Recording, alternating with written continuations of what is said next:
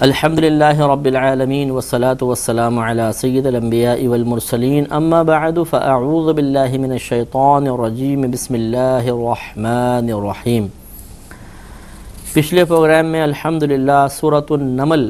کا اختتام ہوا اور اب ہماری سورۃ القصص شروع ہوگی۔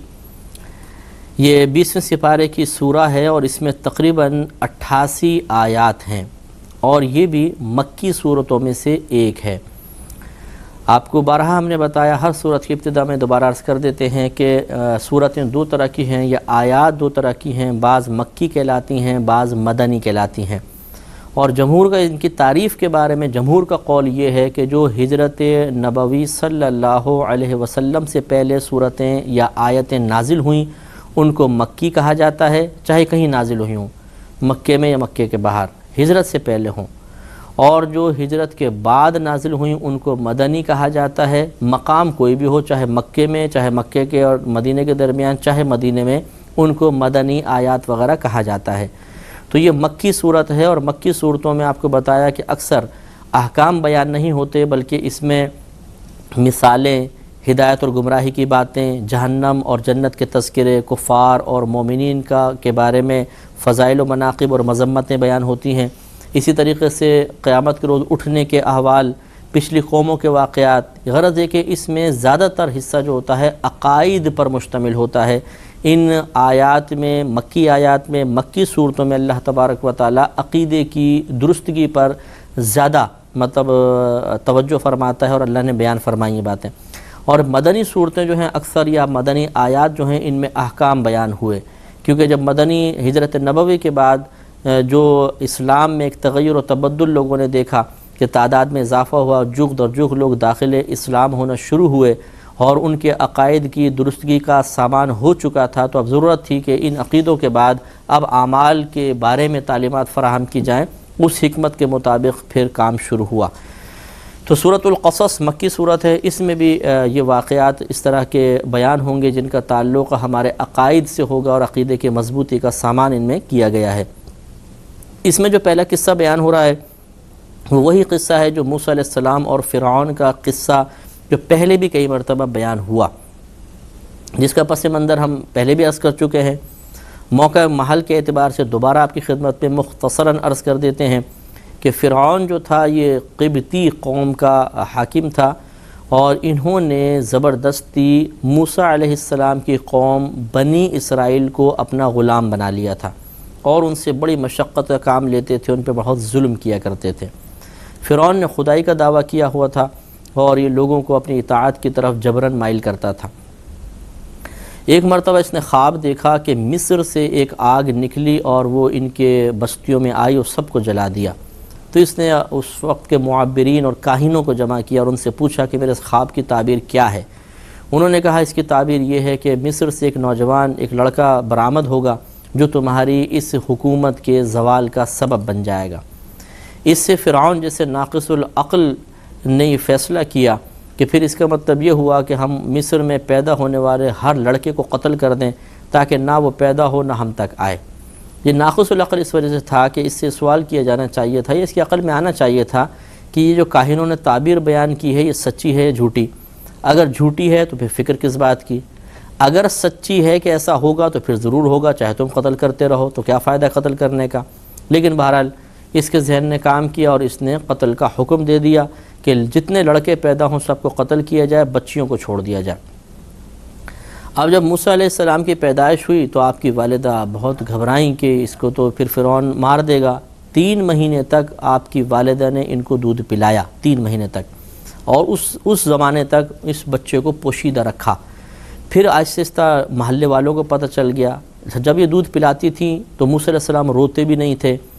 زیادہ حرکت نہیں کرتے تھے، تو لوگوں کو پتہ نہیں چلا کہ ان کی والدہ نے ایک بچے کو جنم دیا، وہ لڑکا ہے۔ لیکن 3 مہینے بعد پھر یہ خبر آہستہ آہستہ لوگوں میں عام ہونا شروع ہوئی اور ان کی والدہ کو اندیشہ ہوا کہ اگر فرعون تک یہ بات پہنچ گئی تو میرے بیٹے کو قتل کر دے گا۔ اس وقت اللہ تبارک و تعالی نے ان کے قلب میں الہام فرمایا، یا خواب میں ان کو یہ بشارت ہوئی، یا ایک فرشتے کے ذریعے بات خبر پہنچائی گئی کہ آپ اس بچے کو دریائے نیل میں بہا دیجئے، یہ بچہ محفوظ مقام پہ ضرور پہنچے گا اور اللہ تعالیٰ اس کو آپ سے دوبارہ ملوا دے گا۔ لہٰذا والدہ نے اس خواب کے یا یہ الہام پر عمل کرتے ہوئے موسیٰ علیہ السلام کو ایک تابوت میں ایسا رکھا کہ ہوادار تھا وہ، اور اس میں دریا نیل میں اس کو چھوڑ دیا۔ یہ دریا نیل گزرتا تھا فرعون کے محل کے سامنے سے۔ تو بی بی آسیہ رضی اللہ تعالی عنہا جو پہلے مسلمان نہیں تھیں، فرعون کی زوجہ تھیں، لیکن یہ انبیاء علیہ السلام کے خاندان سے تعلق رکھتی تھیں، بڑی متقیہ تھیں، پرہیزگار تھیں، غریبوں کی مدد کرتی تھیں، لیکن تقوی و پرہیزگاری اس اعتبار سے نہیں تھا کہ جو ایک اسلام کی یا مذہب کی روشنی میں اختیار کیا جاتا ہے، ویسے بری باتوں سے یہ محفوظ رہا کرتی تھی، اور ان کے ہاں اولاد نہیں تھی۔ تو یہ فرعون کے ساتھ محل پہ تھیں اور دریا کا نظارہ کر رہی تھیں کہ وہ تابوت بہتا ہوا گزرا، تو آپ نے خدام کو بھیجا، تو تابوت لایا گیا۔ جب اسے کھولا تو اس میں وہ بچہ موجود۔ تو موسیٰ علیہ السلام بڑے خوبصورت تھے، ویسی ہی نور نبوت آپ کے چہرے پہ نمایاں تھا، تو فرعون کے دل میں محبت پیدا ہو گئی، اور بی بی آسیہ رضی اللہ تعالی عنہا بھی ان کی طرف مائل ہوئیں اور انہوں نے اپنے پاس رکھ لیا۔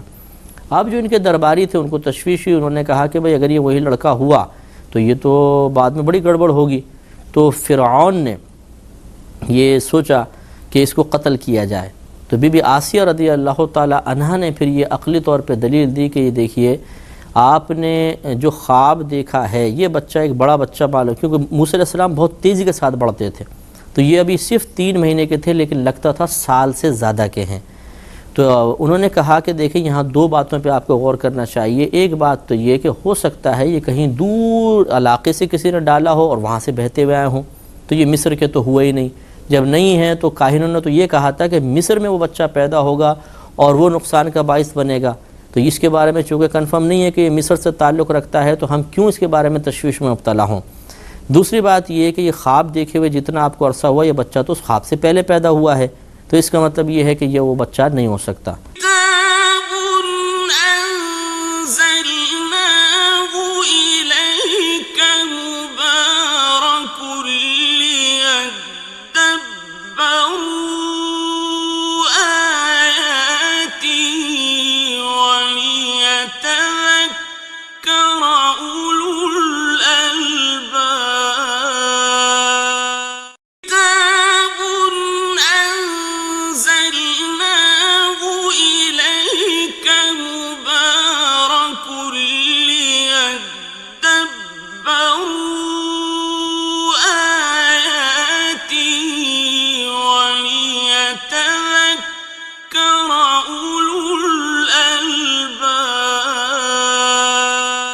تو یہ فرعون نے اس کو بھی قبول کر لیا اور موسیٰ علیہ السلام کو پال لیا گیا۔ آپ پھر یہ واقعہ سب یہ ابھی انشاءاللہ آیات میں آ جائے گا جو میں آپ کو عرض کر رہا ہوں، ان آیات کی روشنی میں ہی عرض کر رہا ہوں کہ پھر ان کے لیے دودھ کا انتظام کیا گیا کہ دودھ پئیں۔ اب جو اللہ نے ایک وعدہ فرمایا تھا آپ کی والدہ سے کہ میں اس بچے کو تم تک لوٹا دوں گا، اس وعدے کی تکمیل کا وقت آیا، لہٰذا موسیٰ علیہ السلام کسی بھی دائی کا دودھ قبول ہی نہیں کرتے تھے، اور بھوک سے آپ رونے لگے۔ اب وہ بڑے پریشان، بی بی آسیہ رضی اللہ تعالیٰ عنہ، فرعون بھی پریشان، بہت بہلائے، لیکن بچہ تو بہرحال دودھ کے لیے روتا ہے۔ تو آپ کی والدہ نے ان کی موسیٰ علیہ السلام کی بہن کو بھیجا، ان کا نام مریم تھا، کہ لیکن وہ مریم نہیں جو عیسیٰ علیہ السلام کی والدہ ہیں، یہ آپ کی بہن کا نام بہرحال مریم تھا، اور وہ اکثر آ کر دیکھا کرتی تھیں کہ بھائی کو محل میں پالا جا رہا ہے اور اس طرح دیکھ بھال کی جا رہی ہے۔ اب انہوں نے یہ منظر بھی دیکھا کہ دائیاں آئی ہیں اور بچہ کسی کا دودھ قبول نہیں کر رہا، تو انہوں نے اپنے آپ کو ظاہر کیا اور کہا کہ اگر آپ کہتے ہیں تو میں کوئی انتظام کرنے کی کوشش کروں، اور مجھے امید ہے کہ ایسا گھر مل جائے گا کہ جو اس کی کفالت کر سکیں گے، حفاظت کر سکیں گے اور اس کے خیر خواہ بھی ہوں گے۔ انہوں نے اجازت دے دی۔ اب یہ بہن فوراً گئیں اور والدہ کو ہی بلا کر لے آئیں۔ اب والدہ نے جب ان کو دودھ پلانا چاہا تو موسیٰ علیہ السلام نے فوراً دودھ قبول کر لیا۔ تو فرعون کو تشویش پیدا ہوئی اور اس نے کہا کہ تمہارا دودھ کیسے قبول کر لے، یہ بتاؤ۔ تو آپ کی والدہ نے کہا کیونکہ میں پاکیزہ فطرت ہوں، میں پاکیزہ رہتی ہوں، صاف ستھری رہتی ہوں، اور میرا دودھ جو ہے وہ اچھا ہے، دودھ اس بچوں کے لیے صحت کے لیے بہت مفید ہے، اور میں بہت اپنا خیال رکھتی ہوں، اس لیے بچے نے قبول کیا، یعنی عقلی دلیل کے ساتھ سمجھا دیا۔ تو فرعون نے قبول کر لیا، اور جس طرح کہ اکثر یہ رواج تھا عربوں کے اندر اور اس زمانے میں بھی کہ بچوں کو دائیوں کے حوالے کر دیا جاتا تھا کہ وہ پالیں، تو انہوں نے کہا ٹھیک ہے آپ ان کو اپنے گھر میں رکھیں اور اس کو دودھ وغیرہ پلائیں۔ تو اس طرح اللہ کا وعدہ پورا ہوا اور موسیٰ علیہ السلام اپنے ہی گھر میں واپس آ گئے، اور فرعون روزانہ آپ کی والدہ کو اس دودھ پلانے کی اجرت 1 اشرفی دیا کرتا تھا، سونے کا سکہ۔ اور اس طرح پھر موسیٰ علیہ السلام جب بڑھتے چلے گئے، اور پھر جب آپ بڑے ہو گئے پھر آپ کو دوبارہ محل میں لے جایا گیا، یعنی جب دودھ سے فارغ ہو گئے تو محل میں لے جایا گیا اور آپ کو وہاں پالا گیا، بڑا کیا گیا، حتیٰ کہ آپ 30 سال کے ہو گئے۔ اور پھر وہ آگے واقعات ہوں گے جو انشاءاللہ اس میں بیان ہوں گے۔ یہاں تک آپ دیکھیے، بسم اللہ الرحمن الرحیم، اللہ تعالیٰ ارشاد فرماتا ہے طاسیم میم، یہ حروف مقطعات ہیں۔ پہلے بھی آپ کو بتایا تھا کہ سورتوں کے شروع میں بعض حروف ایسے ہیں کہ جن کے معانی اللہ تبارک و تعالیٰ نے عام لوگوں پر منکشف نہیں فرمائے ہیں، تو ان سے جو بھی اللہ کی مراد ہے وہ حق ہے، ہمارا اس پر ایمان ہے، اس پر ایمان رکھنا واجب ہے۔ تلک آیات الکتاب المبین، یہ کتاب مبین کی روشن کتاب کی آیات ہیں۔ نتلو علیک من نبأ موسیٰ و فرعون بالحق لقوم یؤمنون، ہم تلاوت کرتے ہیں آپ پر اے حبیب کریم صلی اللہ علیہ وسلم، ہم آپ پر ان آیات کو پڑھتے ہیں،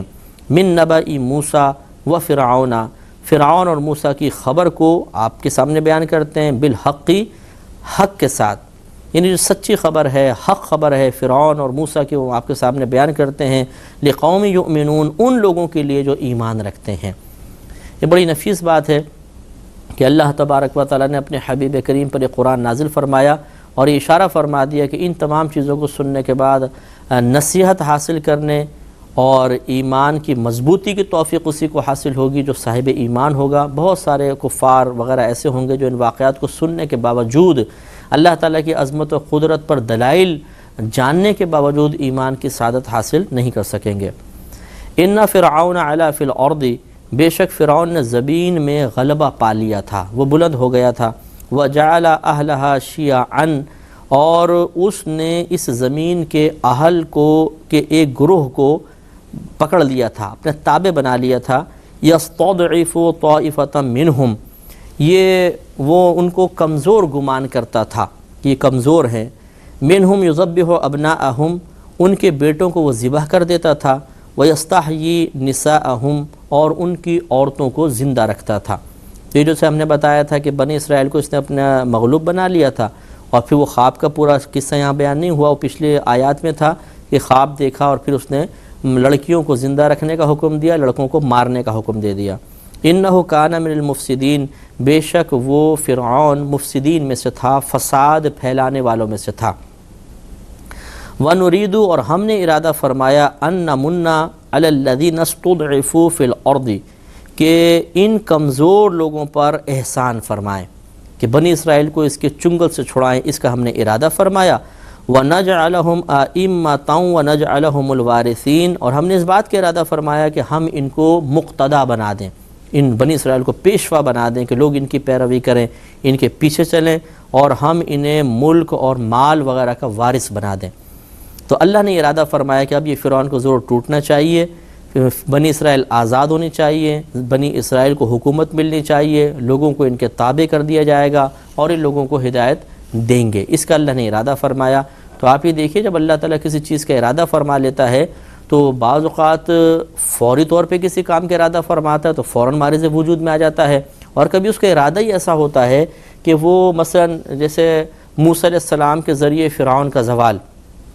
اور یہ زوال کی مدت اللہ نے 30 سال 35 سال 40 سال مقرر فرمائی، تو پھر اللہ کے اس ارادے کی تکمیل 40 سال میں ہوگی، وہ ارادہ ہی 40 سال کا تھا، یہ 45 سال کا جیسے بھی مدت تھی۔ تو گویا کہ جب اللہ تبارک و تعالیٰ کسی کام کا ارادہ فرما لیتا ہے تو وہ ہم پر منکشف نہیں ہوتا، وہ اس کی خفیہ تدبیر ہوتی ہے۔ ایک آدمی بڑی بلندی پر ہوتا ہے اور وہ یہ دیکھتا ہے کہ مجھے نقصان پہنچانے والی اور میری عزت کے زوال والی کوئی چیز بظاہر دور دور تک نظر نہیں آ رہی، لیکن اللہ تعالیٰ بعض اوقات اس کے بارے میں ارادہ کر چکا ہوتا ہے کہ اس کو ذلیل کیا جائے گا، اس سے منصب چھن جائے گا، وہ بے فکر ہو کے زندگی گزارتا ہے اور پھر ایسے ایک دم اسباب بن جاتے ہیں کہ واقعی وہ زوال پذیر ہو جاتا ہے۔ اب فرعون حاکم تھا، خدائی کا دعویٰ کرتا تھا، تقریباً 4000 سال کہا جاتا ہے کہ اس کی عمر تھی، ایک دفعہ بھی اس کو بیماری نہیں ہوئی تھی، تو اس کے باوجود اللہ کا ارادہ یہ ہوا کہ اب اس کو تباہ کرنا ہے۔ تو کہاں فرعون کو یقین آتا کہ میں تباہ کیا جا سکتا ہوں، لیکن اللہ کی تدبیر جب آڑے آتی ہے، اللہ کی خفیہ تدبیر جب کام کرتی ہے تو آدمی کی تمام منصوبہ بندیاں ختم ہو جاتی ہیں، بیکار چلی جاتی ہیں۔ تو اس کے بارے میں ارادہ ہو چکا تھا کہ یہ تباہ و برباد کیا جائے گا۔ وَنُمَكِّنَ لَهُمْ فِي الْأَرْضِ، اور اس بات کا ارادہ کہ انہیں زمین میں ہم قبضہ دیں گے، ہم نے اس کا بھی ارادہ کیا کہ ہم بنی اسرائیل کو زمین میں قبضہ دیں گے۔ وَنُرِيَ فِرْعَوْنَ وَحَامَانَ وَجُنُودَهُمَا مِنْهُمْ مَا كَانُوا يَحْذَرُونَ، اور ہم دکھا دیں گے فرعون کو، اس کے وزیر حامان کو اور ان کے لشکروں کو جو ان میں سے ہے، وہ چیز کہ جس کی طرف سے انہیں خطرہ ہے۔ یعنی ان کو خطرہ یہ تھا کہ مصر سے کوئی لڑکا پیدا ہو کر ہمارے زوال عزت کا سبب بن جائے گا، زوال حکومت کا سبب بن جائے گا، تو جس سے ڈر رہے ہیں، اللہ نے فرمایا ہم نے ارادہ کیا کہ وہ چیز ان کو ایک دن دکھائی جائے گی۔ وَأَوْحَيْنَا إِلَىٰ أُمِّ مُوسَىٰ أَنْ أَرْضِعِيهِ،